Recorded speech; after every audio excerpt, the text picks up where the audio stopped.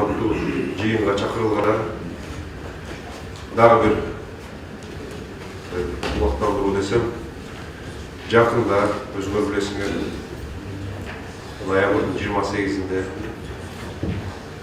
бизде ушу мамлекетибизде жогорку кеңештин шайлоосу өтөт.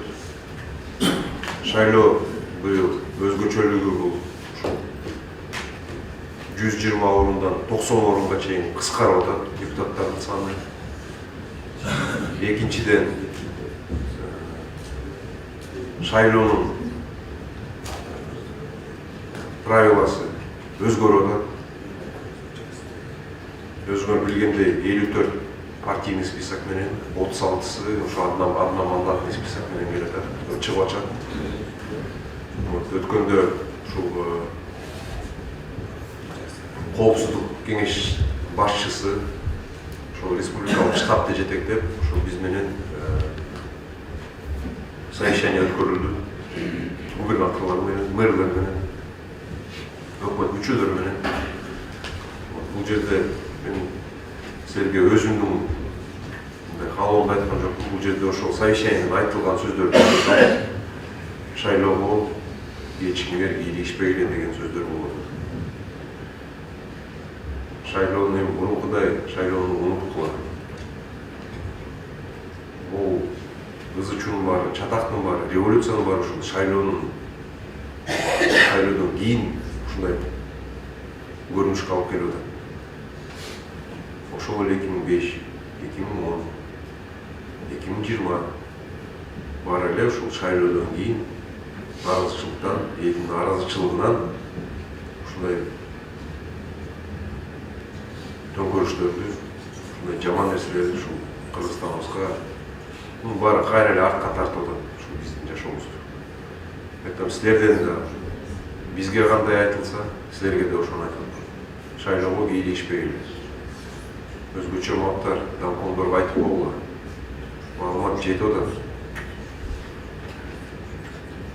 Тиги партияга, бул кандидатка дегендер укпайын. Чараны мына биякта коопсуздук кызмат, прокуратура, милиция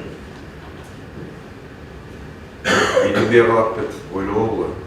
Бат эле жетет мындай нерсе. Ким-кимге иштеп атат, ким-кимге чуркуп атат. Токтот кылам. Кудай кимге буйрса ошол өтөт. Ошол депутат болот. Оштон 2 мандатпы, ошо 2 мандатка 2 депутат келет. 3-чү депутат болуп бара албайт. 91 депутат болбойт. Ошон үчүн токтот кыла мындай нерсени. Кадимки ресурсту айтып атам мен. Подкуптуу это мына биздин силовой блок. Күч органдар иштейт, булардын жумушу. Ошол жерге ошо илинип калбагыла, ошолой. Кандидат менен сүйлөшө коюп, акча жасай коем деп.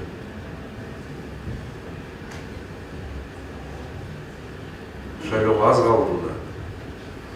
Октябрдын 28-inde уже агитационный старт башталат. Ага чейин сүйлөшүүлөрдү, баягы обещанияларды мен сага кол салып берем. Мен коллективимде мынча киши бар деген. Бирөөңөрдөн да укпайын. Жазалоо катуу болот бул боюнча. Мен силерге бизге айтып берген сөздөрдү айтып берип атам. Ошол эле мына коргоо органдары ушул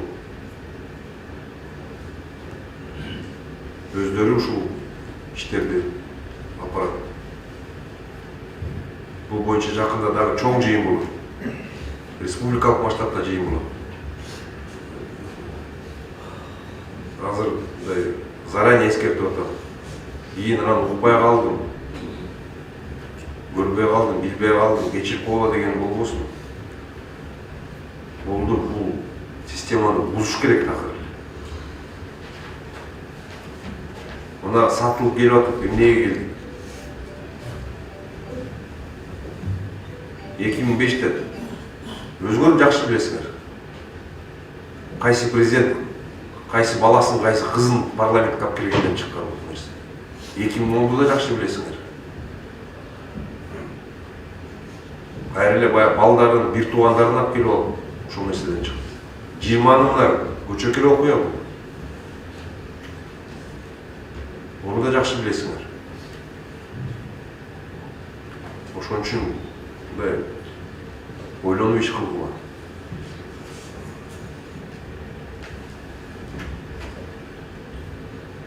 Шайлоо таза өтүш керек. Мындайды эч качан эч ким айтчу эмес.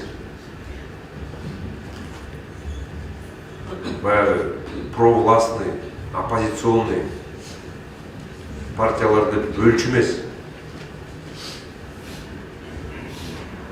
Bölünmüş gerek. Ayırması yok. Kaysi parti olmasın.